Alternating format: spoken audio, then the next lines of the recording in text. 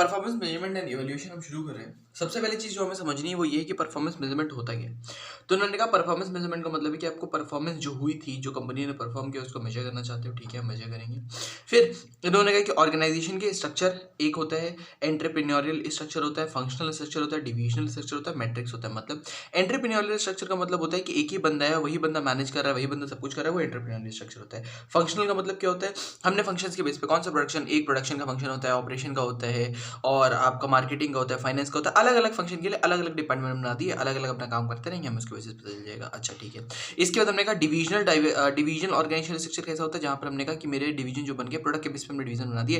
Product x था, product bye था, division x था, डिवीजन बाय था। इसके अंदर जो भी प्रोडक्शन, मार्केटिंग, ऑपरेशन वगैरह होगा वो इसका इसके अंदर आ जाएगा, इसके अंदर आ जाएगा। और मैट्रिक्स क्या होता है, मैट्रिक्स आपका होता है क्रॉस फंक्शनल टीम, जहाँ आप बना के खड़ी करते हैं तो उसको मैट्रिक्स कहते हैं। तो ये आपका एंटरप्रेन्योरियल है, जहाँ पर एक ही बंदा, जैसे सिंपल एंटरप्रेन्योरियल यानी कि इंडिविजुअल प्रोप्राइटर की बात करो, वो यहाँ हो गया।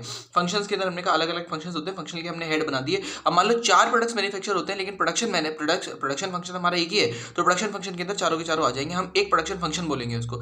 डिवीजन के अंदर क्या करते हैं, डिवीजन के अंदर हम उसको बोल देते हैं कि भैया एक हमारा प्रोडक्ट हो गया, प्रोडक्ट के अंदर सारे सारे फंक्शन है वो हम डिवीजन के अंदर काउंट करते हैं। ठीक है। और मैट्रिक्स के अंदर हम क्रॉस देखते हैं। मैट्रिक्स के अंदर हम क्या करते हैं, मैट्रिक्स के अंदर देखो ये प्रोजेक्ट 3 प्रोजेक्ट से तीनों प्रोजेक्ट देखे, साथ में हमने तीनों को अलग अलग देखा। ठीक है, साथ में हमने तीनों का अलग अलग देखा कि भाई फाइनेंस, मैन्युफैक्चरिंग और सेल्स। ठीक है, तो ए का फाइनेंस क्या है, ए का मैन्युफैक्चरिंग है, ए का सेल्स क्या है, ये हमारा निकल गया था मैट्रिक्स के अंदर। अच्छा, ये मैट्रिक्स के अंदर हो गया। डिवीजन के अंदर क्या होगा, डिवीजन के अंदर क्या होगा, डिवीजन के अंदर हमने कहा था कि देखो हमने ये मैनेजर बनाया, क्या बनाया, product X, product Y, product Z बनाया। प्रोडक्ट एक्स के अंदर जितने भी फंक्शन होंगे सारे के सारे यहाँ कवर कर दिए, प्रोडक्ट बाय के जितने भी फंक्शन यहाँ कवर किए, प्रोडक्ट जेड के जितने फंक्शन थे वो यहाँ कवर कर दिए। अच्छा, और फंक्शनल का मतलब क्या होता है, फंक्शनल के अंदर हमने कहा कि हमने प्रोडक्शन फंक्शन बनाया, इसके अंदर product X, product Y, product Z तीनों आएंगे। मार्केटिंग के अंदर भी सारे के सारे आएंगे, फिर इसके अंदर भी सारे आएंगे, इसके अंदर भी सारे आएंगे। ये आपके पास होता है ऑर्गेनाइजेशन स्ट्रक्चर, ज्यादा काम का नहीं है, एक बार समझ लिया बस। ठीक है, फिर हमारे पास इसके बाद निकल के आता है कि कुछ रिस्पॉन्सिबिलिटी सेंटर होते हैं, उनकी परफॉर्मेंस होती है। एक कॉस्ट सेंटर होता है, प्रॉफिट सेंटर होता है, रेवेन्यू सेंटर होता है, इन्वेस्टमेंट सेंटर होता है। कॉस्ट सेंटर नाम से ही पता चल रहा है कि भैया ये जो है वो कंट्रोल के लिए, कॉस्ट के ऊपर कंट्रोल करने के लिए रिस्पॉन्सिबल होता है, ये हमारा कॉस्ट एक्सपेंस सेंटर होता है। ठीक है।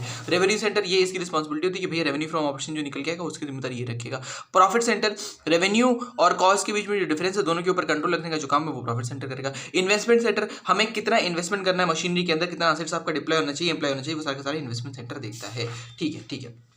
अब परफॉर्मेंस मैनेजमेंट सिस्टम का मतलब क्या होता है, एक मैनेजमेंट आपका सिस्टम, एक सिस्टम आपका एनफोर्स में होना चाहिए जो परफॉर्मेंस को मेजर करता रहेगा, उसको हम परफॉर्मेंस को मैनेज करता रहेगा, वो हम परफॉर्मेंस मैनेजमेंट सिस्टम कहते हैं। इन्होंने क्या क्या करो, सबसे पहले डिटरमिन करो ऑर्गेनाइजेशनल स्ट्रक्चर आपको कैसा चाहिए। ऑर्गेनाइजेशनल स्ट्रक्चर कैसा चाहिए मतलब आपको एंटरप्रेन्योरियल चाहिए, डिविजनल चाहिए, फंक्शनल चाहिए, ये मैट्रिक्स वाला चाहिए। आपको एंटरप्रेन्योरियल चाहिए, ठीक है, डिविजनल चाहिए। डिविजनल मतलब हमने कहा product X, product Y, product X के अंदर सारे फंक्शन अलग, प्रोडक्ट बाय के सारे फंक्शन अलग। फंक्शनल का मतलब हम फंक्शंस के बेस पे डिवाइड कर देंगे, उसके अंदर प्रोडक्ट आते रहेंगे। मैट्रिक्स का मतलब हम फंक्शन भी रखेंगे और हम साथ में डिवीजन भी रखेंगे। डिवीजन हमने यहाँ पर रख दिया, फंक्शन हमने यहाँ पर रख दिया, वो हमारा डिवीजन होता है। इन्होंने कहा एक ऑर्गेनाइजेशन का स्ट्रक्चर तैयार कर लो, तैयार कर लिया। इसके बाद degree of delegation of control and entity responsibility centre मान लो, मतलब कॉस्ट सेंटर बनाना है आपको, प्रॉफिट सेंटर बनाना है, रेवेन्यू सेंटर बनाना है, इन्वेस्टमेंट सेंटर बनाना है, क्या बनाना है वो देख लो।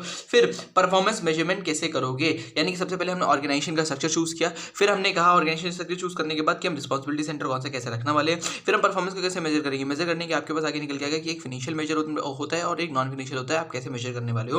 और लास्ट में उन्होंने कहा कि review the performance and take corrective actions. Review कैसे करोगे, केपीआई की परफॉर्मेंस इंडिकेटर्स की हेल्प से आप उसको रिव्यू करोगे और जो भी सही डिसीजन ले लोगे वो आप सही डिसीजन ले लोगे। इतना ही आपके पास इसमें निकल के आता है। ठीक है, डन डन, इतना ही हमारे पास। एक बार इसको जल्दी से देख लो, हो गया।